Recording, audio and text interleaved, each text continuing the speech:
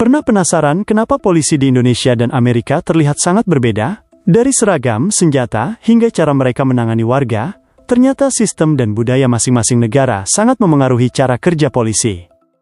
Dalam video ini, kita akan mengungkap 7 perbedaan utama antara polisi Indonesia dan Amerika, dari struktur, rekrutmen, hingga teknologi yang mereka gunakan. Siap-siap, karena beberapa fakta mungkin akan bikin kamu tercengang. Nomor 7. Sistem rekrutmen. Di Indonesia, calon polisi mendaftar melalui jalur Akademi Kepolisian Akpol untuk perwira atau jalur Bintara Brimob untuk anggota biasa. Seleksi sangat ketat, mencakup tes fisik untuk mengukur kekuatan dan ketahanan, tes psikologi untuk menilai kestabilan mental, tes akademik untuk kemampuan berpikir, tes kesehatan, dan wawancara integritas. Setelah lolos, calon anggota menjalani pendidikan intensif di akademi yang meliputi latihan taktis, hukum, etika, dan disiplin kerja, sebelum ditempatkan sesuai kebutuhan nasional. Di Amerika Serikat, sistem rekrutmen bervariasi tiap departemen. Calon polisi biasanya menghadapi tes fisik, psikotes, pemeriksaan latar belakang kriminal, dan wawancara mendalam. Beberapa departemen juga mewajibkan gelar sarjana. Setelah diterima, calon mengikuti akademi lokal selama beberapa bulan, mempelajari prosedur hukum, patroli, penggunaan senjata, komunikasi masyarakat, dan situasi darurat. Sistem ini memastikan setiap polisi siap menghadapi tuntutan hukum dan keselamatan publik di wilayahnya masing-masing. Nomor 6. Teknologi dan peralatan polisi. Polisi Amerika Serikat menggunakan teknologi canggih untuk mendukung tugas sehari-hari. Mereka dilengkapi bodycam, drone, GPS, database kriminal terintegrasi, sistem komunikasi digital, dan alat forensik mutakhir yang memudahkan investigasi. Beberapa departemen juga menerapkan analitik prediktif untuk memantau pola kejahatan dan mencegah tindak kriminal sebelum terjadi. Teknologi ini memungkinkan polisi Amerika merespons situasi darurat lebih cepat, mengawasi wilayah luas, dan meningkatkan keamanan publik secara efisien. Di Indonesia, penggunaan teknologi dalam kepolisian masih berkembang. Unit khusus seperti Brimob dan Satuan Intel memiliki peralatan modern untuk operasi tertentu, tetapi sebagian besar polisi masih mengandalkan patroli manual, koordinasi antar wilayah, dan pengamatan langsung. Pendekatan ini menekankan hubungan dekat dengan masyarakat dan penyelesaian masalah secara persuasif. Meski berbeda, kedua negara berupaya menjaga keamanan sesuai kebutuhan dan kondisi masing-masing. Nomor 5. Pendidikan dan pengembangan karir. Di Amerika, polisi diberi peluang pendidikan berkelanjutan. Banyak departemen menawarkan pelatihan tambahan, sertifikasi spesialis, hingga program sarjana atau magister untuk meningkatkan kemampuan kepemimpinan dan investigasi. Ini membuat anggota bisa naik jabatan lebih cepat jika memenuhi syarat akademik dan keterampilan.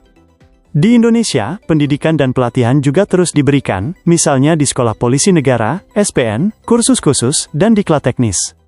Namun sistem karier lebih menekankan masa kerja dan senioritas, sehingga kenaikan pangkat biasanya membutuhkan waktu lebih lama dibanding Amerika. Nomor 4. Pelatihan dan standar. Di Indonesia, pelatihan polisi dilakukan secara terpusat dengan kurikulum yang telah ditentukan secara nasional. Semua anggota polisi mengikuti standar pelatihan yang relatif sama, baik dalam aspek fisik, hukum, maupun etika. Hal ini menciptakan keseragaman dalam kualitas dan kemampuan anggota kepolisian. Di Amerika, pelatihan polisi bisa sangat berbeda tergantung negara bagian atau departemen masing-masing. Beberapa wilayah memiliki standar pelatihan yang sangat tinggi dan ketat, sementara yang lain mungkin lebih fleksibel. Perbedaan ini membuat kualitas polisi di Amerika bisa bervariasi tergantung lokasi dan kebijakan setempat. Nomor 3. Pendekatan ke masyarakat. Polisi Indonesia dikenal lebih mengedepankan pendekatan persuasif dan kekeluargaan dalam menghadapi masyarakat. Dalam banyak kasus, mereka mencoba menyelesaikan masalah melalui mediasi atau komunikasi sebelum mengambil tindakan hukum. Hal ini dipengaruhi oleh budaya sosial Indonesia yang menjunjung tinggi musyawarah dan gotong royong. Sebaliknya, polisi di Amerika cenderung menggunakan pendekatan yang lebih tegas dan langsung berdasarkan prosedur hukum.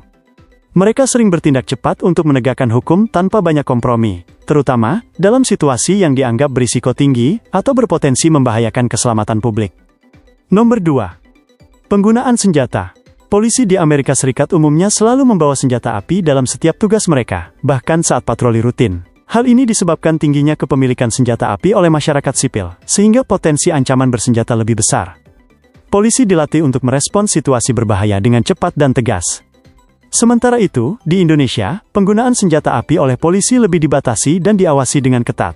Tidak semua polisi membawa senjata saat bertugas, tergantung situasi dan jenis tugasnya. Pendekatan ini bertujuan untuk mengurangi resiko penyalahgunaan dan menjaga keamanan masyarakat secara lebih humanis. Nomor 1. Sistem kepolisian.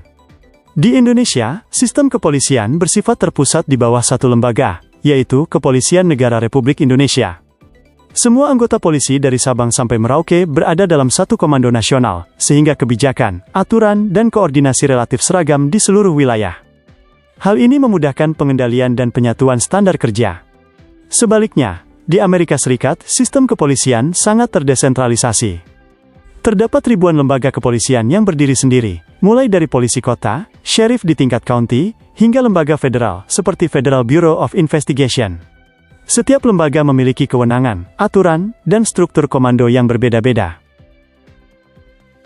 Jadi itulah 7 perbedaan utama antara polisi Indonesia dan Amerika. Meski sama-sama bertugas menjaga keamanan, cara kerja, sistem, dan budaya mereka sangat berbeda. Semoga video ini bikin kamu lebih paham dan menghargai peran polisi di tiap negara.